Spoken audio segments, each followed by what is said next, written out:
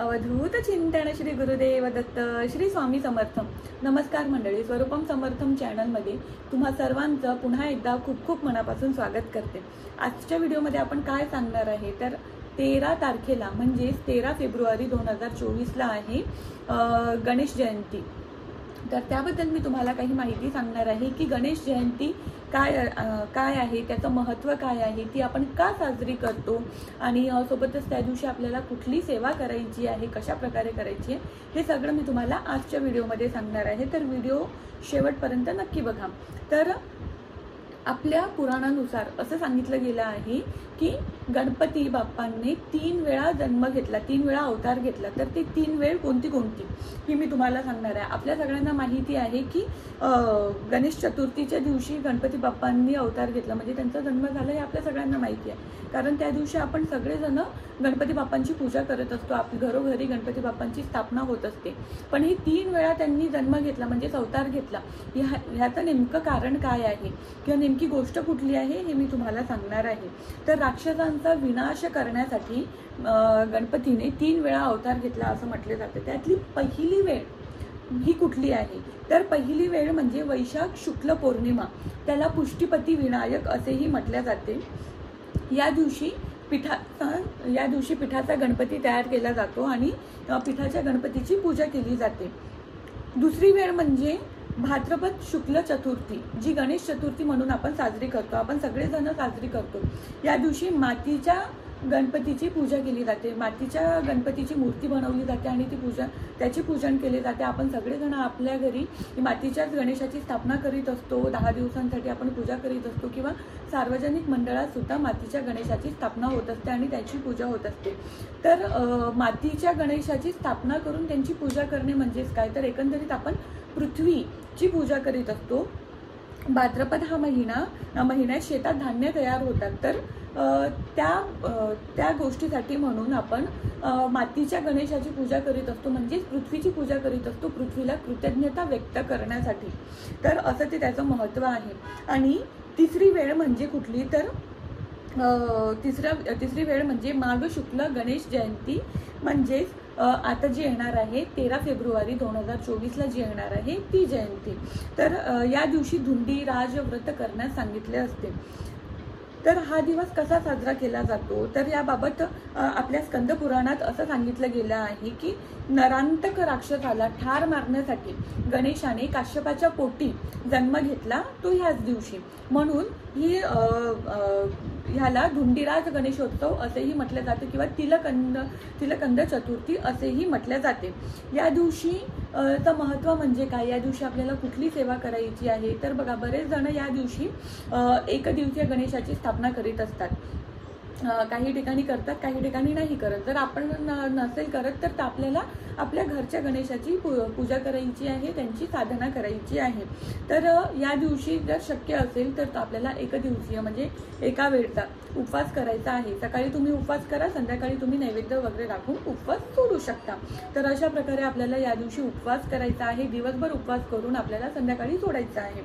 आणि सोबतच आपल्याला सकाळी उठल्यावर शुचिर्भूत होऊन आपल्याला गणपती महाराजांची उपासना करायची आहे.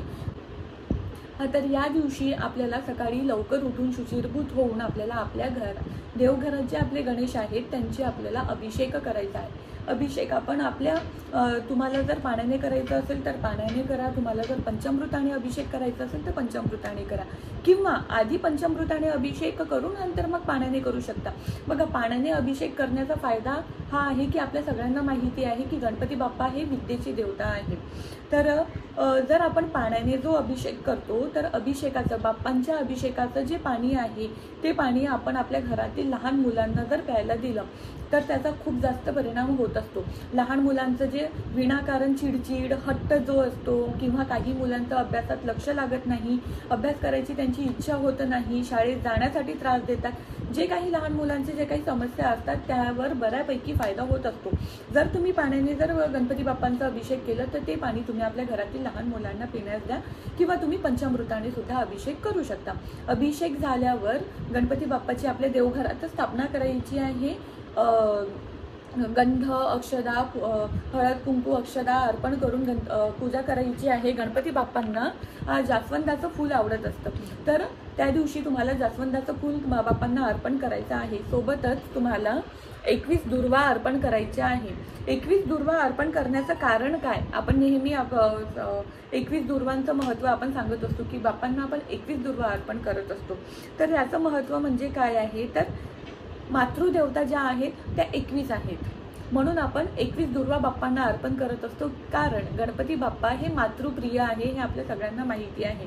म्हणून 21 दुर्वांचं इथे आपले महत्त्व सांगितलं गेलं आहे.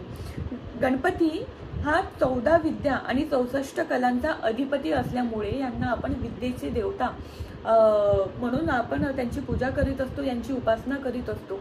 जर आपल्याला आपल्या क्षेत्रात प्रगती मिळवायची आहे, आपल्याला आपल्या आर्थिक क्षेत्रात असो किंवा कलेच्या क्षेत्रात असो, कुठल्याही क्षेत्रात जर आपल्याला प्रगती मिळवायची आहे, तर बाप्पांची उपासना आपण खऱ्या मनाने शुद्ध अंतःकरणाने केली तर आपल्याला लाभ नक्की होणारच.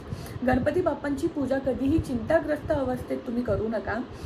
पूजा करताना कुठलीही भीती मनात बाळगू नका की मी पूजा योग्य रीतीने करत आहे की नाही करत आहे, किंवा पूजेत कुठली चूक होत आहे की नाही होत आहे. जर आपण अशा चिंताग्रस्त अवस्थेत जर आपण पूजा केली बाप्पांची, तर ती पूजा योग्य रीतीने होत नाही आणि आपल्या मनातील भाव हा बाप्पांसमोर बाप्पांजवळ पोहोचत नाही. त्यामुळे तुम्ही निश्चिंत होऊन पूजा करा, शुद्ध अंतःकरणाने पूजा करा. तुमच्या मनातील जी काही इच्छा आकांक्षा आहे ती बाप्पांजवळ नक्की पोहोचेल. पूजा झाली, स्थापना झाली, पूजा झाली, विधिवत आपण पूजा केली. त्यानंतर सेवा कुठली करायची आहे, तर अभिषेक करताना ओम गंग गणपते नमः या मंत्राचा जप करायचा आहे तुम्हाला 21 वेळा. आणि सोबतच तुम्हाला गणपती अथर्व शीर्षणाचं पठण करायचं आहे. त्यानंतर आरती वगैरे करायची. मग आपल्याला गणपती बाप्पांना नैवेद्य दाखवायचा आहे. नैवेद्य कशाचा दाखवायचा, तर या दिवशी तीळ आणि साखरेची मोदक करायची किंवा लाडू करायचे आणि त्याचा आपल्याला नैवेद्य बाप्पांना दाखवायचा आहे. कारण तिलकंद असं नाव पडलेलं आहे, म्हणून तिळाचा लाडवांचा किंवा तीळ आणि साखरेचा मोदकांचा आपल्याला बाप्पांना नैवेद्य दाखवायचा आहे. संध्याकाळी जेव्हा आपण उपवास सोडणार आहे तेव्हा आपल्याला पूर्ण स्वयंपाक करायचा आहे. स्वयंपाक झाल्यावर संध्याकाळी परत एकदा आपल्याला गणपतीची आरती करायची आहे आणि बाप्पांना आणि देवांना सगळ्या नैवेद्य दाखवून आपल्याला त्यानंतर स्वतः जेवण करायचं आहे. अशा प्रकारे थोडक्यात आपल्याला गणेश जयंती जी आहे, जी 13 फेब्रुवारी 2024ला येणार आहे, ती आपल्याला थोडक्यात अशा प्रकारे छोटीशी सेवा करून साजरी करायची आहे. हा व्हिडिओ जर तुम्हाला आवडला असेल, आजची सांगितलेली माहिती तुम्हाला आवडली असेल, तर व्हिडिओला लाईक करा, शेअर करा आणि चॅनलला सबस्क्राईब मात्र नक्की करा. पुन्हा एकदा भेटू आपण अशाच एका माहितीसोबत. तेव्हापर्यंत स्वतःची काळजी घ्या. धन्यवाद. घेऊ नकोस, स्वामी सदैव पाठीशी आहे.